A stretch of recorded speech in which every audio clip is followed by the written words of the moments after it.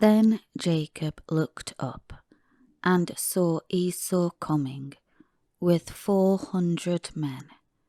So he divided the children among Leah and Rachel and the 2 maids.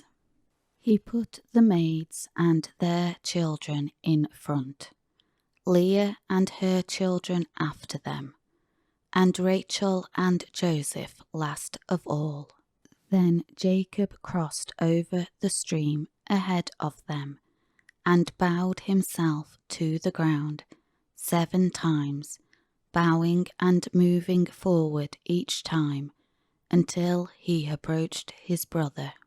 But Esau ran to meet him and embraced him and hugged his neck and kissed him, and they wept for joy.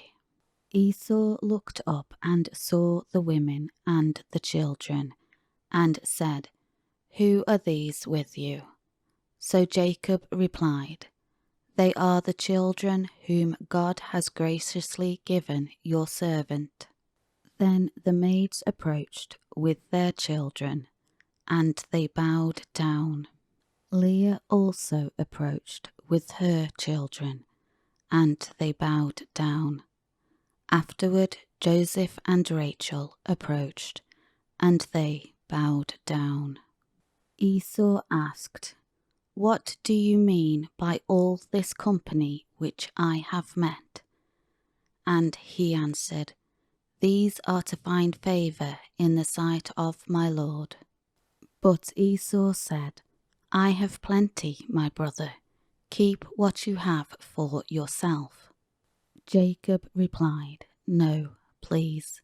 If now I have found favour in your sight, then accept my gift as a blessing from my hand, for I see your face as if I had seen the face of God, and you have received me favourably. Please accept my blessing gift which has been brought to you, for God has dealt graciously with me, and I have everything that I could possibly want." So Jacob kept urging him, and Esau accepted it. Then Esau said, "Let us get started on our journey, and I will go in front of you to lead the way." But Jacob replied, "You know, my lord, that the children are frail and need gentle care, and the nursing flocks and herds with young are of concern to me. For if the men should drive them hard for a single day, all the flocks will die. Please let my lord go on ahead of his servant, and I will move on slowly, governed by the pace of the livestock that are in front of me, and according to the endurance of the children, until I come to my lord in Seir in Edom." Then Esau said, "Please let me leave with you some of the people who are with me."